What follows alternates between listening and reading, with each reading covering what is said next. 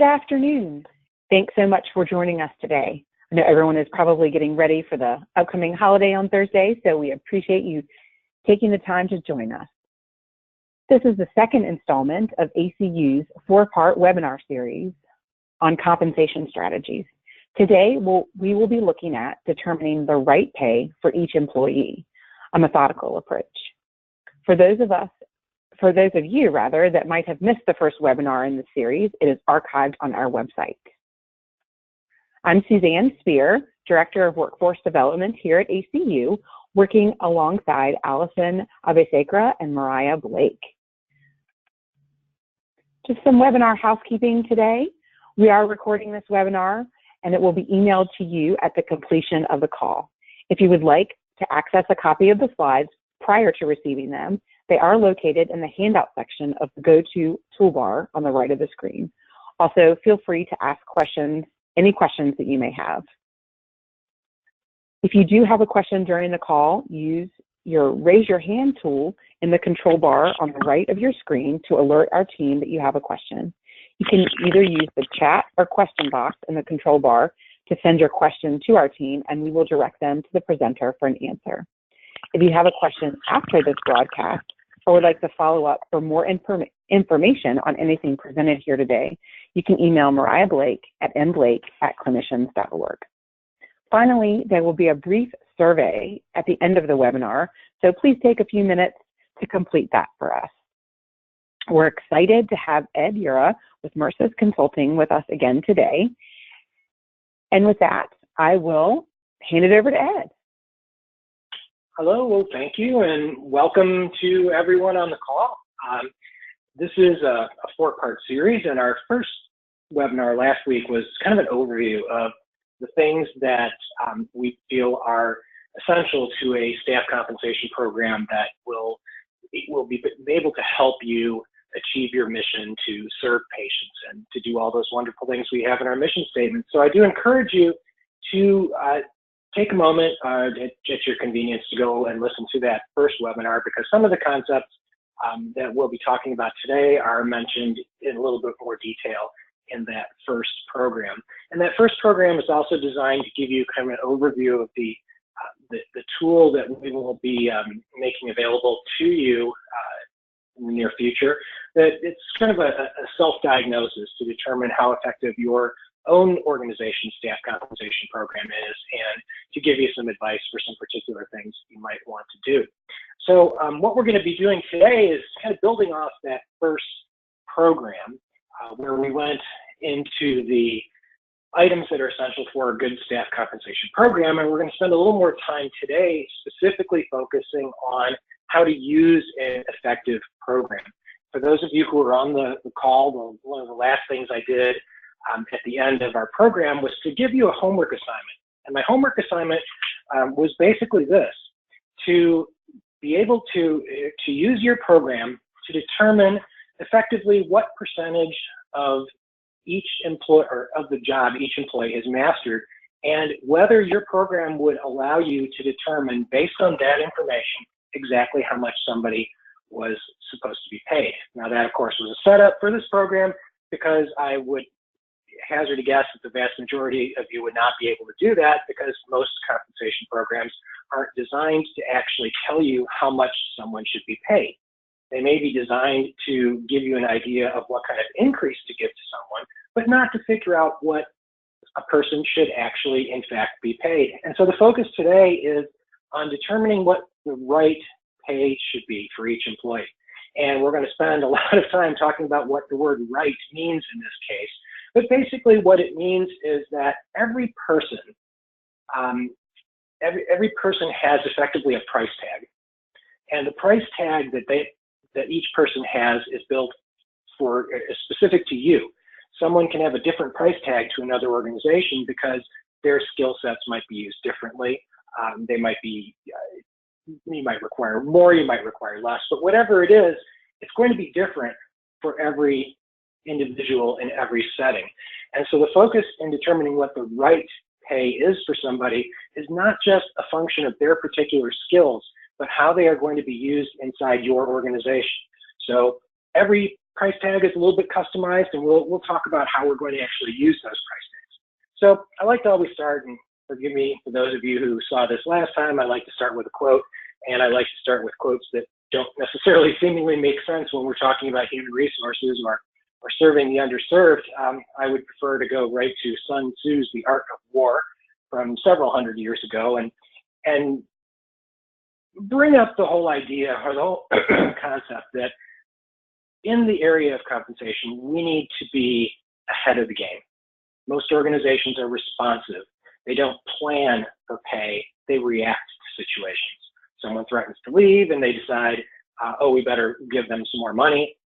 Someone or the market is tight one year and we might have to pay more, or maybe the next year the market loosens up and we pay less. And we end up with kind of a mixed bag of stuff. And stuff and mixed up stuff does not contribute to an environment in which we know how to set the right amount of pay. So take it from Sun Tzu and let's get the right price tag established for every person right up front so that we can see if that's what we're actually delivering. Because if we're not actually delivering on those price tags, we are going to have issues. And we're going to have the issues that most organizations, particularly health centers, feel, which is high levels of turnover and sometimes a lack of engagement, and the fact that for a lot of folks, the mission isn't enough because they still have to buy groceries on Friday nights. And if we're not providing the kind of compensation that allows people to feel good about what they did and to feel secure, they're not going to stick around and help us, and that's going to hurt all of us in the end. So let's get right into it and talk about this whole idea of what our challenges are. And what our challenges involve in this particular program are, number one, in order to pay the right way, we have to change our whole approach to determining what the value of an employee is. You know, we tend to think of the value of an employee as basically whatever we happen to be paying them at the moment. That's what we're paying them. That's not what their value is. And we have to kind of look at that and rethink and completely turn around the way we think about pay. Current pay approaches, possibly the kinds that you're actually using in your own organizations, actually are often hindering our ability to pay people the right way, not helping it. And as we look at some of these, I think you'll kind of see why that is and recognize that just because that's the way people have been doing things for a long time doesn't make it the right thing. So what we want to do is we want to make sure that in our operations of our clinics and the way we provide services, that we start thinking about being maybe a little more business-like in our orientation, because employee compensation, strangely enough, is not a warm and fuzzy human resources thing. It's actually a kind of cold and calculating finance thing. And while we usually house it in the human resources function, we don't necessarily look at it from the perspective of somebody who is a business owner or someone who is attempting to deliver a particular group of services. So what we do in setting that up is recognize, as I mentioned right off the front, is that every person has a price tag. And every person has a price tag that is specific to the job that they are performing for you and the way that they perform that job. And when we're setting our price tags and when we're setting our philosophies and our programs, we too have to recognize that ultimately we do get what we pay for. And so if we choose not to meet the employee's price tag, frequently the employee will take themselves out of our organization and find somebody who will meet that price tag. Now, as I mentioned earlier, the whole idea of the price tag is that the value of each employee is going to be specific to the job that they're in and the organization that they're working for. So sometimes when people come to you and say, if I can't get X amount of money, I'm going to leave, the proper answer from a business perspective is sometimes to say, I'm very sorry, but apparently your skill set is more valuable to somebody else, perhaps because you're using it in a different way. And so the fact that somebody is thinking about leaving for pay doesn't always necessarily mean that it is something you should be responding to. Because in many cases, it just comes down to the fact that a person can be more valuable to another employer than they are to you. Now that, of course, is all subject on us knowing in the first place what the price tag is of somebody and what their value is to us. And so that's what we're going to talk about first. major areas to address. What are we going to talk about? Well, we're first going to go back to some of the topics from our first seminar and go back to this question of, do you have the right structure in place? That is, do you have a compensation program that actually allows you to determine the appropriate value of jobs to your organization? Secondarily, do you use it the right way? That's the focus of most of our program today. And do you understand the implications of what you do? You know, the kind of obvious first level of implications is turnover, or people not being engaged in their work. That's kind of the easy thing to think about. But one of the things, and we'll cover this in much more detail in our next seminar, is the fact that if we are not properly valuing jobs and we're not using our structures the right way, it actually impacts a lot more in a lot subtler ways. Our entire organization charts may be ineffectively designed because of the way we pay people. Instead of having compensation programs designed to support our organization structures, sometimes that goes backwards. To give you a kind of a really basic idea, frequently not-for-profit healthcare organizations believe that part of this idea of being a not-for-profit organization means essentially we have to pay as little as we possibly can.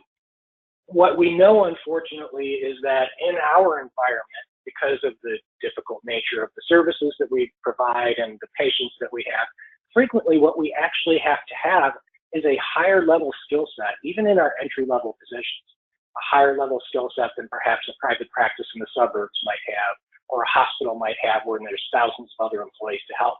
And so what we do is we kind of put ourselves in a position where we need a higher level of skill and we're willing to pay less. And what that frequently means is that we carve up our jobs into pieces, because the people that we can, or if we feel we can afford to hire, can't perform the whole job that we designed in the first place. So we split up the job, and sometimes we end up with several people behind the front desk when all we needed was two, because the people can't simply do not have the capacity to handle all of the different tasks they're asked to do. So the implications go beyond just our turnover and our obvious things, but go into the idea of, are we actually structuring ineffectively because of the way we pay people? So do we understand the implications? And as I said, a lot of focus on that in our next seminar, but we're going to talk about it a little bit today. So going back to issue number one, do you have the right structure? And again, this was the subject of much of our first webinar. There are really three components to a pay program that's going to be effective and that's going to work and allow you to actually determine what the individual price tag of each person is. And those three components are, number one, the value that the job has, or that the value of a set of duties and responsibilities has to the organization. This is going to be different for every organization, even when the job titles are the same and we think, oh, if the medical assistant is a medical assistant, or a front desk person is a front desk person, or an LPN is an LPN, or maybe they're an MA, or maybe it really doesn't matter because of the state that we're in and what the scope of practice is. So we need to know what the value of jobs are to us. We also, of course, because we do exist in a competitive environment, we have to know the value of skills, of those skill sets that we are looking for and what other employers pay them. Now, how we react to that may be quite differently. There may be situations where we are willing to pay more for a skill set, or we need to pay more for a skill set because of the way it's used. On the other hand, we may not need the skills that people with a particular job title have, even though we're using that same job title. So we have to look in assessing our structure at both the value of the job to the organization and the value of those skills out in the market. Kind of look at that as internal versus external value. So we have to find a way to accommodate those two. And that narrows our range of what we're going to pay. In fact, it actually is what most organizations will use to create a range of pay. What we're going to do with that range of pay, of course, is the third element of determining the individual price tag, and that's how well the employee does the job.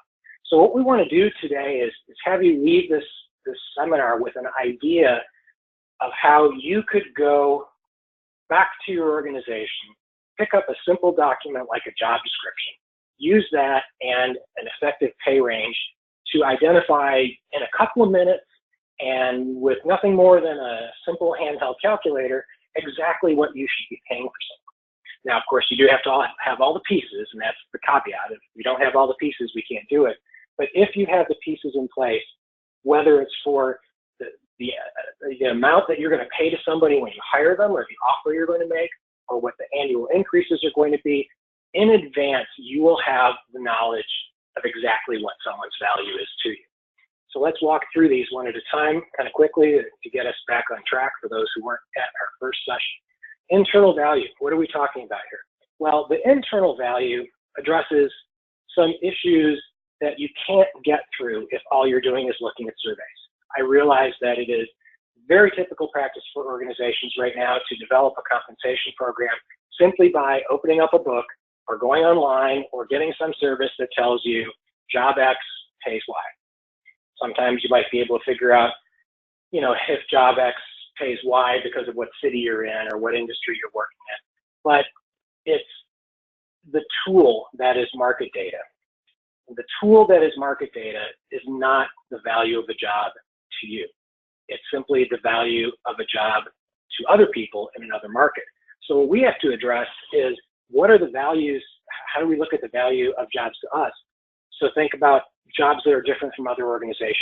We think some of our typical jobs, like the front desk, or somebody who does referrals, or a medical assistant, or an LPN, or whatever the role is, we think that we kind of know what those jobs are, and we're used to them. They have titles that pretty much everybody uses.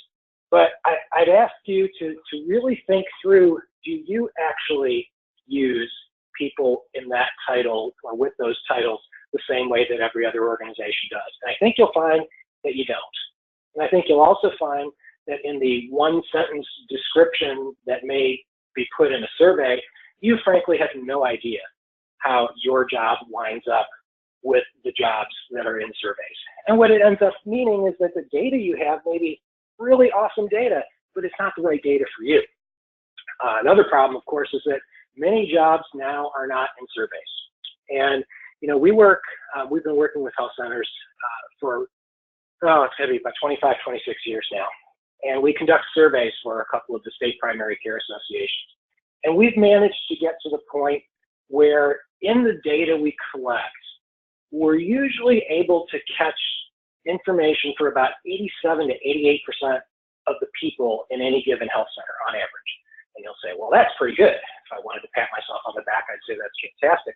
But what it tells us, the reality is, it tells us that somewhere between 10 and 15% of the jobs at most health centers do not appear in the survey, and not even in a survey that is specifically dedicated to our particular industry. So we know that no matter how good we are, and no matter how good our business partners are at collecting information, they're not going to be able to get information on every job. And we need to know what the heck we're going to do about that. We also, this is a function of our very existence, we combine functions, we combine roles. We have finance people who are also in charge of IT.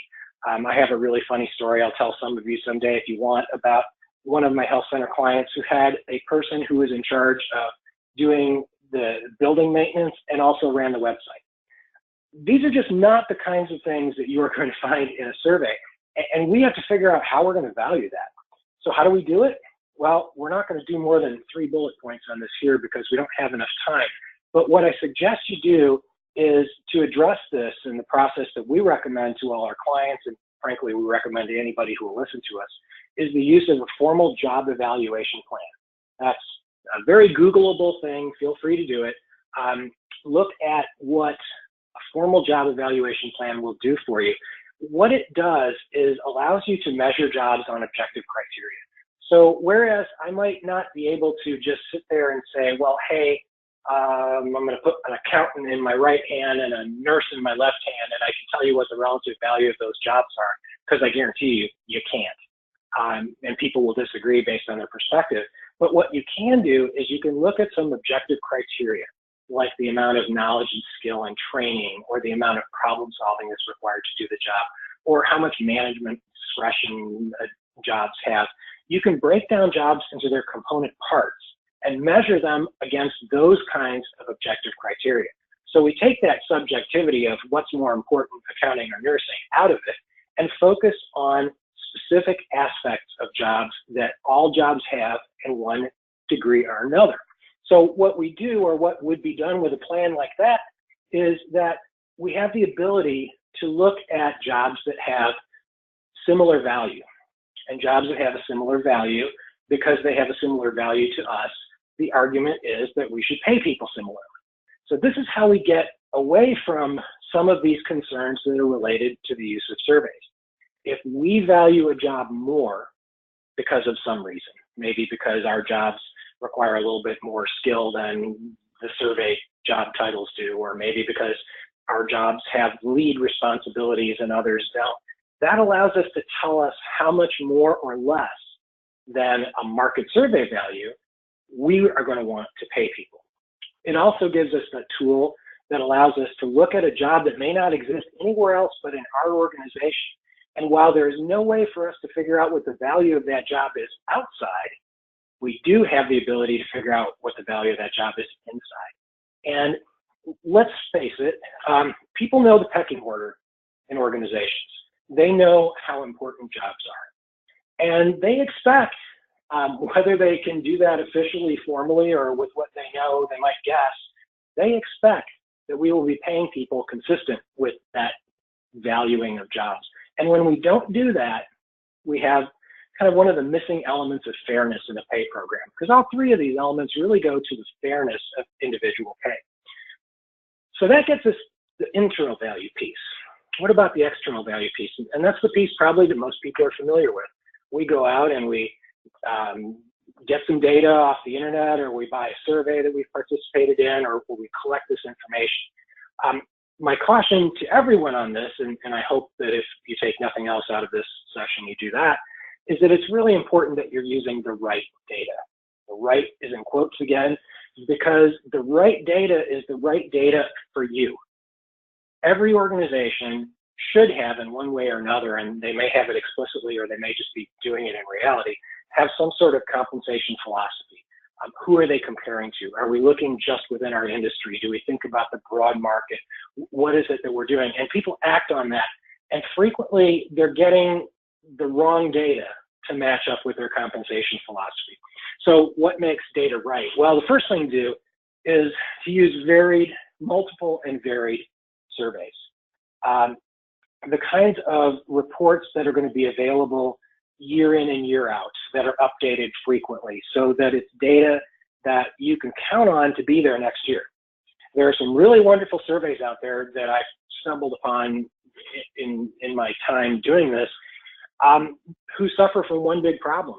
They're done so infrequently that when the next version comes out 4 or 5 years later, the data is so dramatically different from the last volume that people literally kind of throw their hands up in the air and say, how could this much have changed?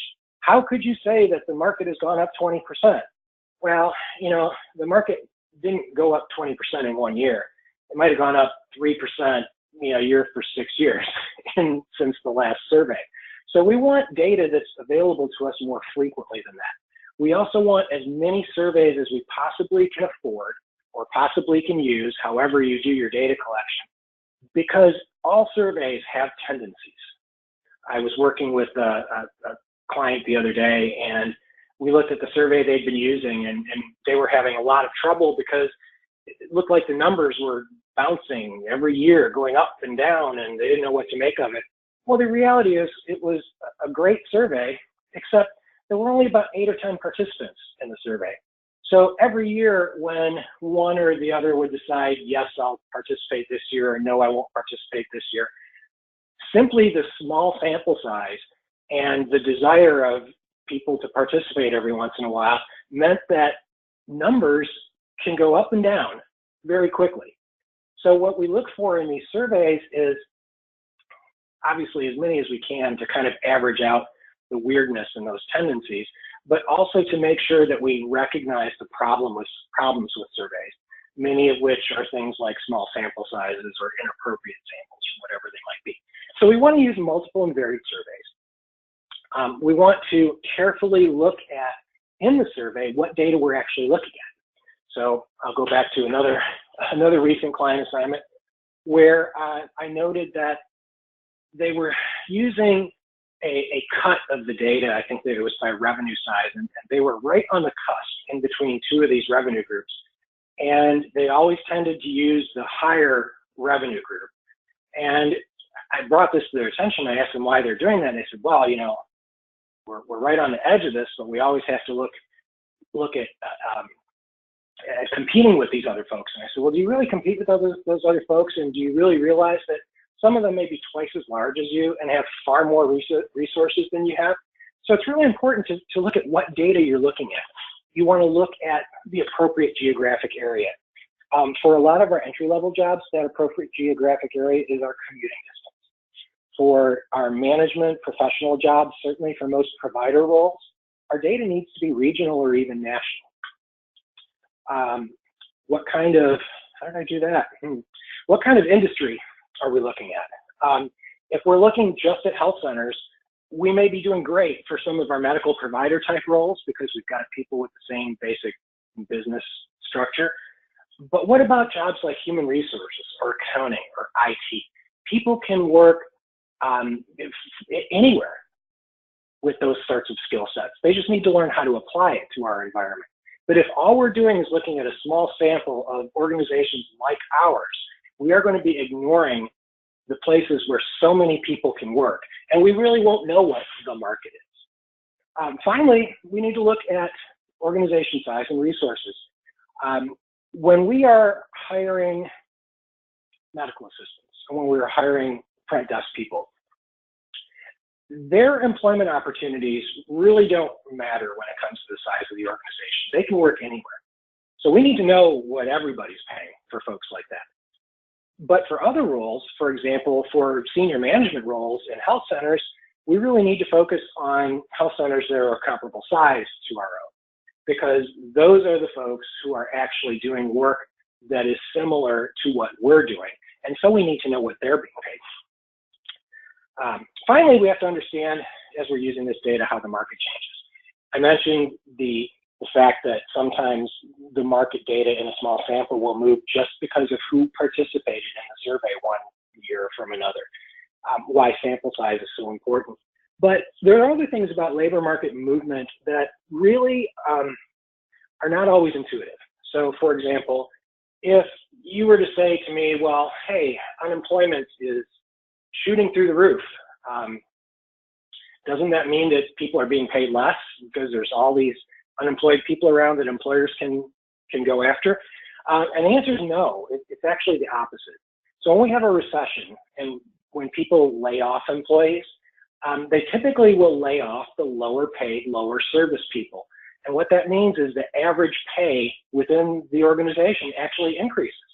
So if this is happening to everybody and they're reporting data into a survey, the numbers are actually going to go up, and they're going to go up faster than they go up in the market.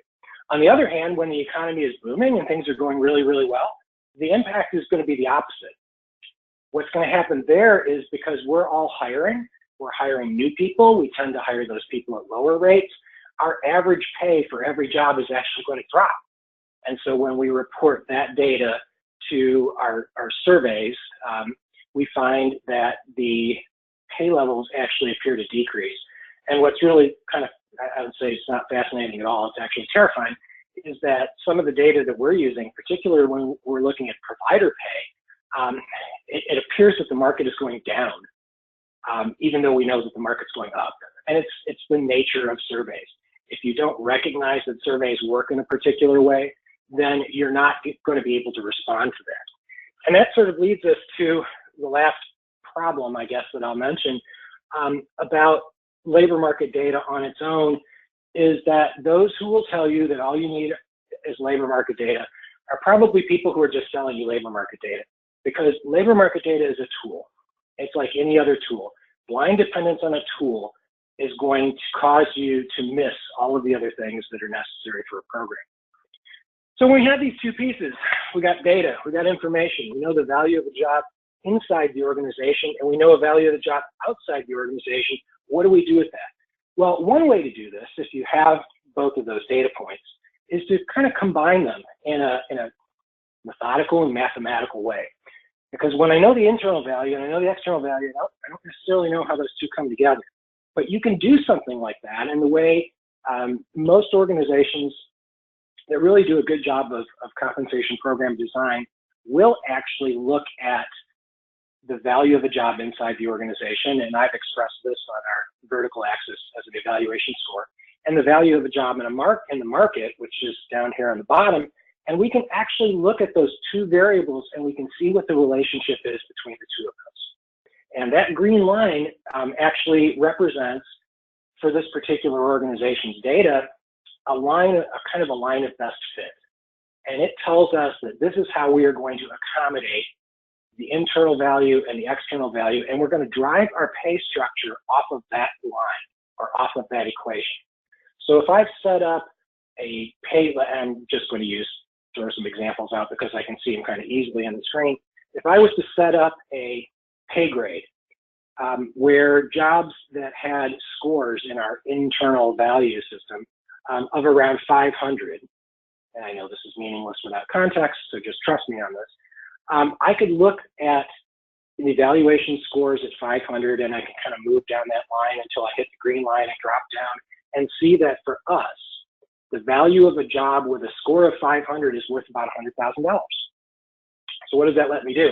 Well, it lets me decide based on how we value jobs, how much more or less we're going to want to value them against our labor market. It'll also tell us what to do with those jobs that we don't have an external value for, but we do have an internal value. So you use something like this to come up with the design of your pay structure itself, the fundamental piece of what it's all about. And what's important about that is because that tells you what the price tag should be for every person who is doing the job the way the job was designed to do. We've valued internally, we've valued externally. So if I'm trying to put together a budget, one of the things I might do is look at how many people I have assigned to pay grade X, and look at what my target rate, usually it's called the midpoint in most ranges, what that is, and multiply that by the number of people in it, and that should tell me the budget for a group of people who are doing the work the way the work is supposed to be done. That's the price tag of 100% performance of a job. Now, we're not going to have that all the time. We're going to have a variety of performance, so our number is not going to work out to be exactly that number, but it's really important that we know what the price tag for a fully functioning medical assistant is in our organization, or the fully functioning family practice physician, or the fully functioning IT manager. We need to know what those price tags are because that's what we're going to have to pay if we want to get the people that we need to do the work for us. That's sort of the baseline cost that we're going to have. Now, of course, we have to figure out what each one of our people is doing and what each one of our people's worth is in order to get the right number for a person. We've got the right number for a job now. That's what that green line is here. But we need the right number for a person. So let's look at a pay range. People design pay ranges all the time, and then they kind of really don't use them. So let's look at what a pay range can tell us, what kind of information we have. I just designed this one, and actually this one was done for a family practice physician last year. So the numbers are interesting, but they don't really need to mean much. Because what I've done is I've divided this range up into pieces. And I want to be able, if nothing else, to be able to look at someone's performance, whether in this case I just made it really simple. Are they entry level? Are they developing? Have they mastered the job, or have they provided us some kind of additional value? And I know that if people can be defined even at that level, they should be paid within the appropriate segment of the pay range for that level of performance. That's like about the lowest level of sophistication we can apply to this, but it is a good test. So if I went back and looked at my pay ranges, so the best pay ranges in the world aren't going to do us any good if they're not applied correctly. So if I look back at our pay ranges and I have people who are not matching their performance and where they're paid in their ranges, those are the people that I know I've got problems with. So we did a really simple little example here of kind of putting some characteristics together for what that might mean, these different parts of the range. And you can do this based on anything you want. You can have 10 different characteristics and figure out what the different levels of whatever those things are that you want to measure. But in this particular case, what I could do is just look at three things. What level of possession of the qualifications an individual has, how they're actually, what part of the job they're actually performing, and then kind of how they're doing it. Just three little things, and get enough precision to tell me what part of the pay range people should be in. However, we need to be a little bit more sophisticated than that. This is what our issue is.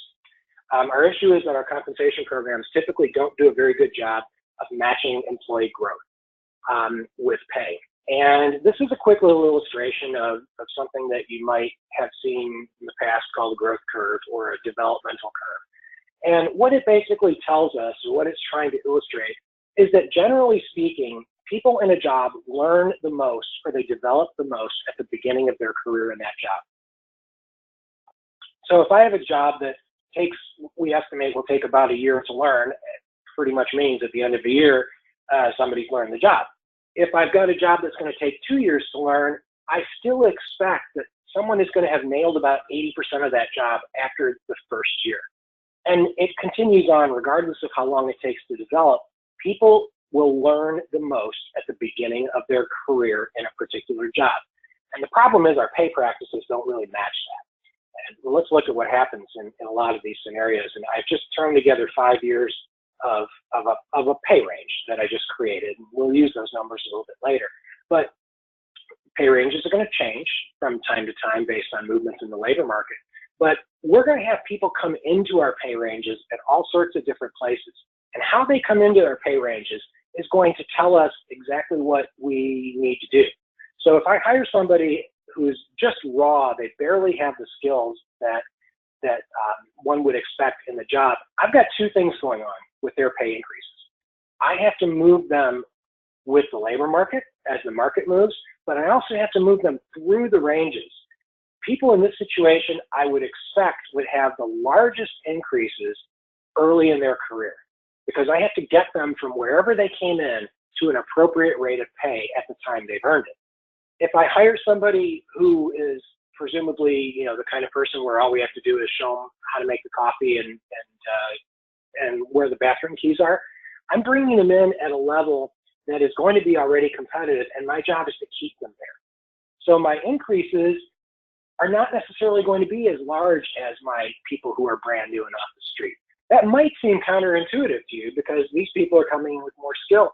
But if we were to give them both of these groups the same amount of increases, we would rapidly have our good people price themselves right out of our own internal market.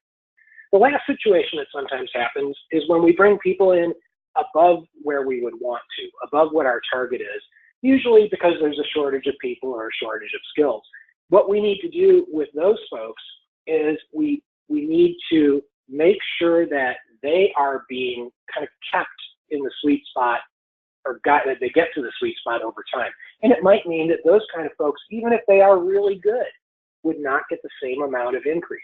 Because ultimately, our purpose is not to figure out what an increase should be. Our purpose is to figure out what somebody should be paid. So how do we mess up when we do this? What are some of the systems that are messing us up? General increases. What's a general increase? Basically, everybody gets the same thing. Sometimes they're an across-the-board increase. We give everybody 2%. Or maybe it's a cost of living increase. The cost of the consumer price index went up 2.3%, so we give everybody 2.3%.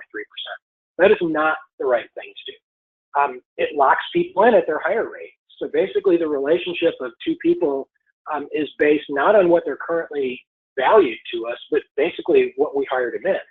It never really brings pay into line with where it should be. And sometimes it actually causes problems because people who are able to just not get fired for 30 years and get their nice average 3% increase over time, they will end up costing us way more than their value.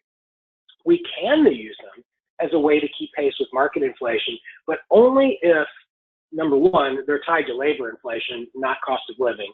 And I could do a 5-hour seminar on that alone and you get bored to tears, but at the end of it, you learn that the consumer price index is a terrible, terrible method of determining how to give people pay increases.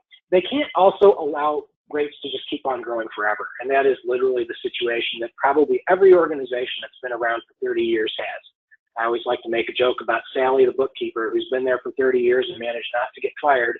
and is now making 20 or 25% more than the value of that job. Step increases, a lot of organizations do that. What will those things help?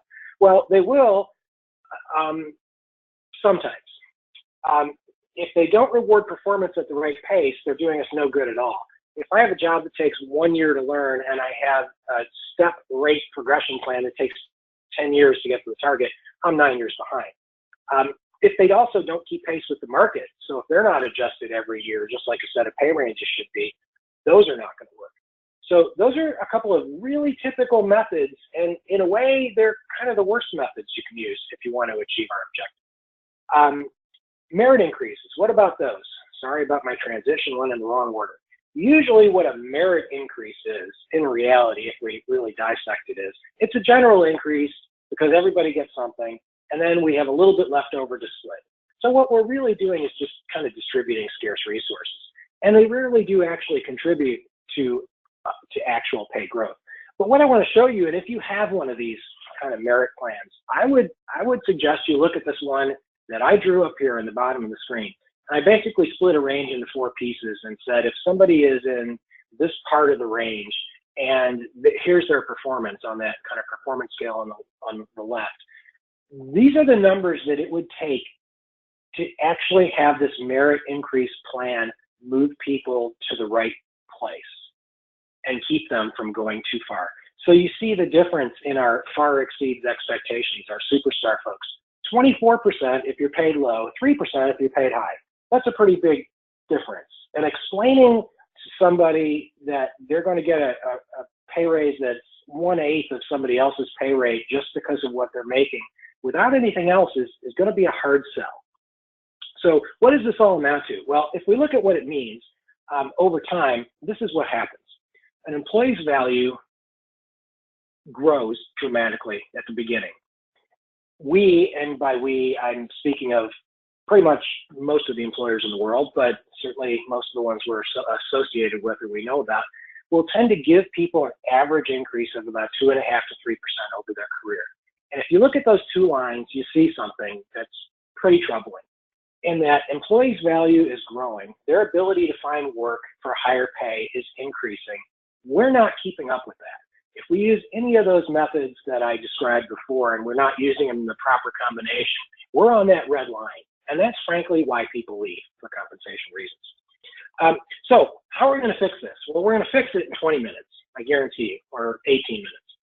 And we're going to do that by really focusing on our concept of development and performance assessment.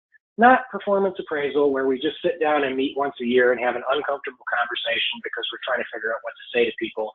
And we really don't want to do that, and that's why we don't do it. But the whole idea of development and performance assessment and linking that directly to pay, exactly and directly to pay, which I know in the past people have said, well, you shouldn't do that because if you're talking about pay, people aren't going to think about performance.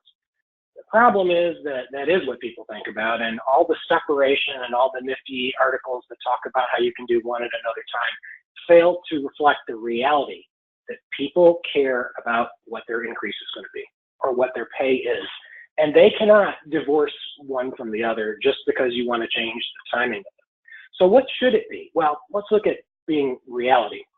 Performance assessment, and I also use development as part of this, should be job specific and continuous rather than generic and annual. If you're using the same form for every employee, you're not doing a good job of performance management. But you know, the thing is, we have these custom built performance appraisal forms. And I know a lot of them aren't in very good shape because we don't really care about them all that much, but the job description is about as perfect an assessment form as you can get. Because it's supposed to be, and if it's written correctly, what you're expecting people to do.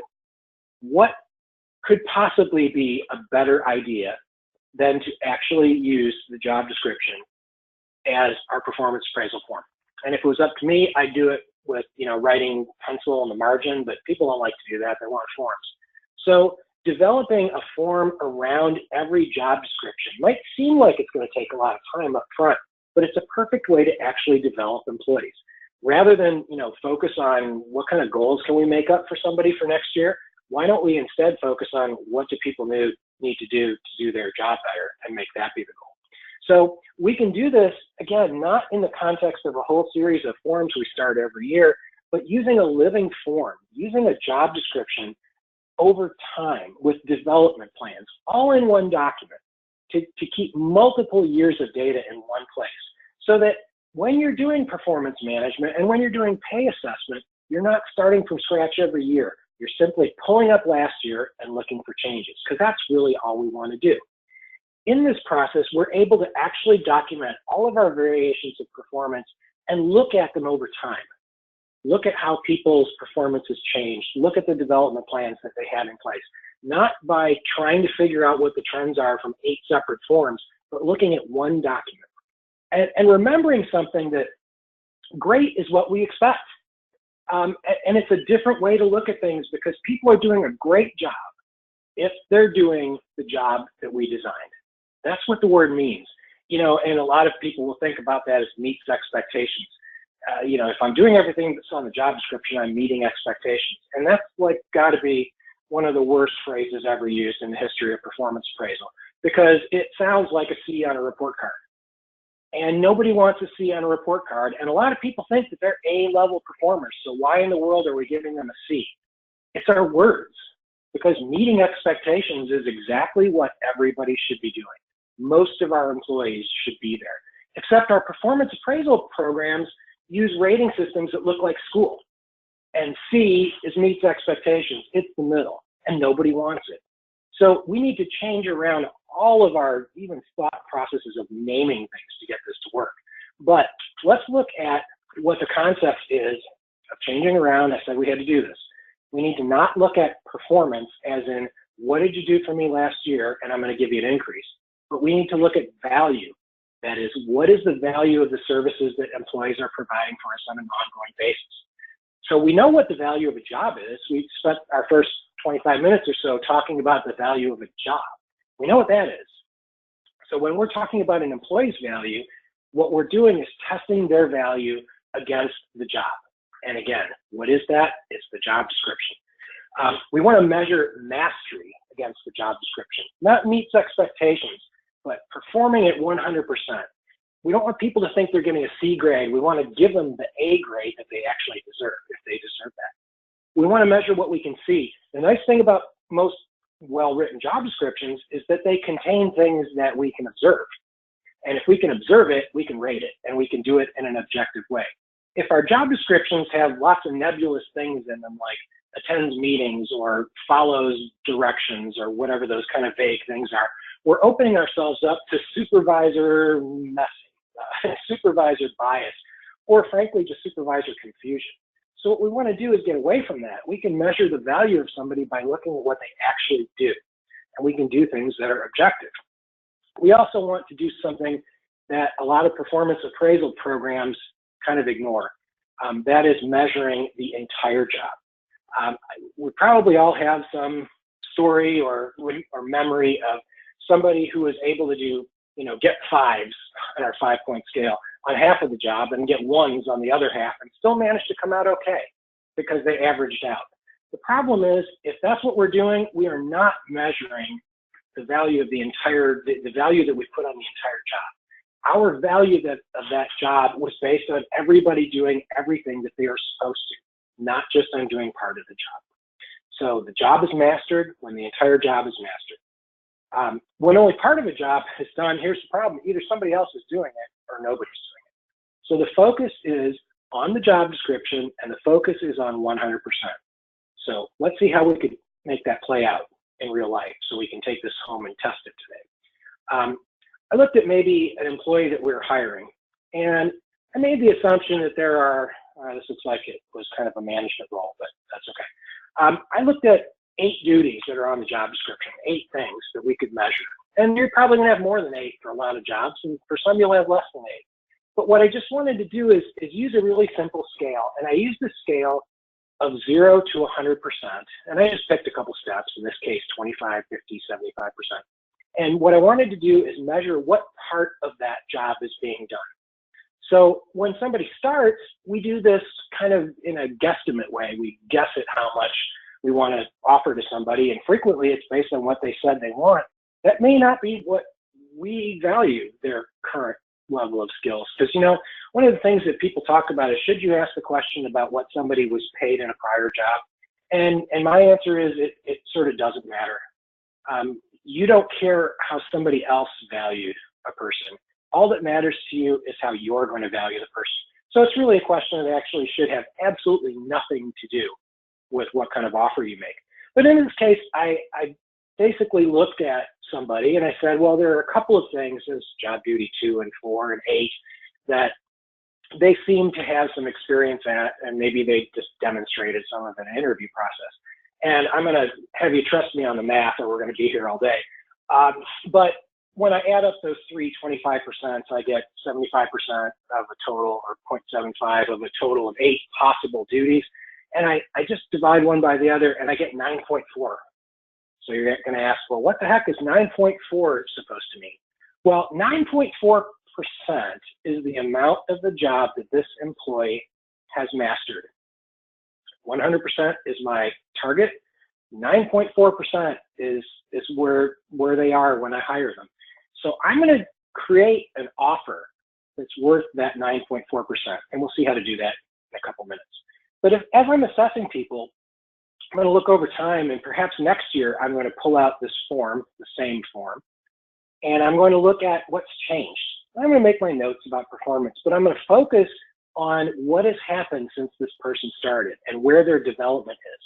And when I have a need for a development goal, or when I have a need for training, I'm focusing on what is a number that is not 100% that I can work to getting to 100%. And if we, again, trust me on the math here, this number comes out to now 65%. 65% of the job has been mastered. This is about what you would expect after the first year for somebody who's in a job that takes 3 or 4 years to learn. So you see a big jump.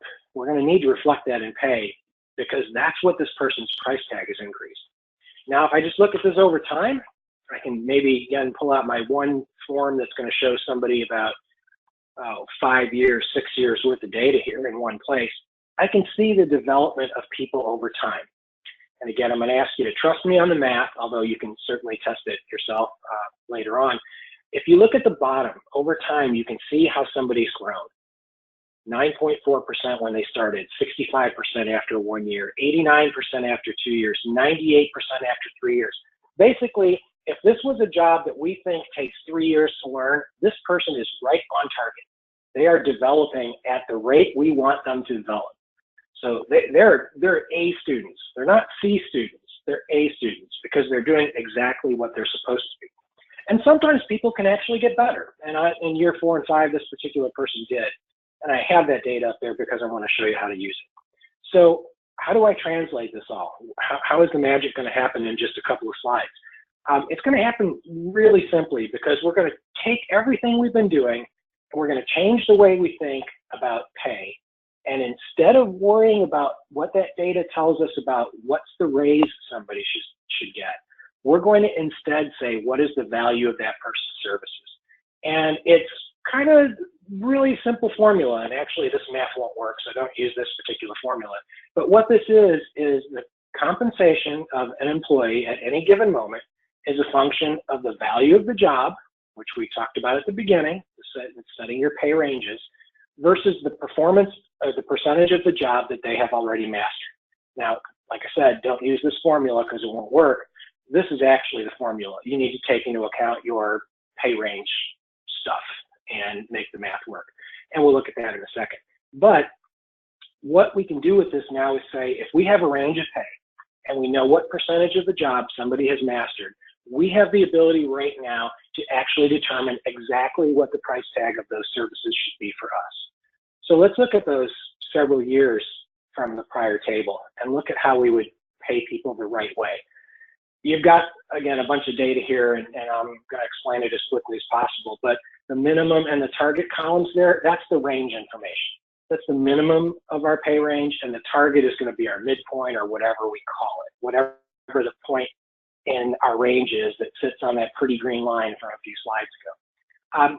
So at the start, we assessed that this person had about 9.4% of the job mastered. That was our guess. If I look at 9.4% of the way from 32,500 to 39,000, I get 33,111. And you notice I rounded off everywhere else, but I was really precise here because I wanted to show you the point that that is exactly $33,111, the value of a particular employee based on their particular performance in our particular organization. And so while we probably won't pay anybody $33,111, that is in fact what the value of that person is. As we move through time, we see a couple things. Our scores, our performance is increasing, our ranges are moving. And actually these numbers are the numbers from the prior slide. So I tried to make this as realistic as possible. What we can see here is that after 1 year, our range has moved from $33,003 to $40,000. Our employee has moved to 65%. 65% of the way from the minimum to our target is 37,643. Exact numbers again. And this moves down through the table. You can see exactly how to calculate the price. Now, just because I was interested in it, I actually calculated the percentage increase that it amounts to. But the percentage increase that it amounts to is not what's important. It's the value. That's the important thing. But what you do see here is that, as I noted was going to happen earlier, the increases at the beginning of a person's career are going to be more. They're going to be higher. And then they're going to tail off, and these people are going to be in kind of maintenance mode. This entire hour or so of presentation boils down to this page and the idea that you can methodically and mathematically figure out exactly what somebody should be paid that takes into account the importance of the job to the organization, it takes into account the value of the skills in the organization, and it takes into account the employee's performance. So what do we got? What did I just say? Every employee's value is a function of three things. The three things that we started at the beginning and can continue to talk about. Their contribution of their job to the organization, the cost of their skills in the market, and their ability to master the job requirements, their ability to get from 0 to 100%. So in order to be effective, any staff compensation program has got to be able to determine the potential value of a job. It has to have a systematic way of figuring out what the range of pay for any job should be.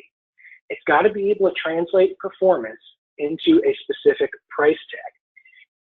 If we're doing that, what we're doing is really, really fundamental, because what we're really doing is we're changing our strategy from what's typical, which is finance tells us we can afford 2%, so we have to figure out how to divide it, or distributing scarce resources, into paying for value. Now, you might be saying, okay, this is great, but I can't give people 13.7% increases. My challenge to you would be to look at all of the costs that you incur by not doing that. All of the turnover costs, all of the lower productivity, all of the downtime that your organization has. If you can find a way to add it up, and frankly, that's a subject for another webinar where we can talk about just how much money you're losing. We estimate that the typical health center is probably wasting somewhere between 18 and 20% of every dollar they spend on compensation, because they're putting it in the wrong place and they're losing productivity, they're losing engagement, and they're reaching turnover. So if you think about that, if you're willing to just assume for the moment that we're right about that, you can fund paying people the right way, and you should be able to do that.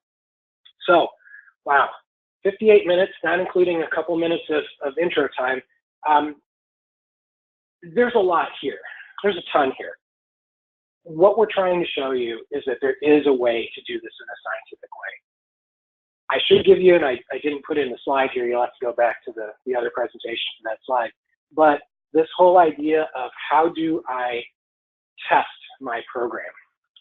And I would just ask you, can you do what I just showed you can be done?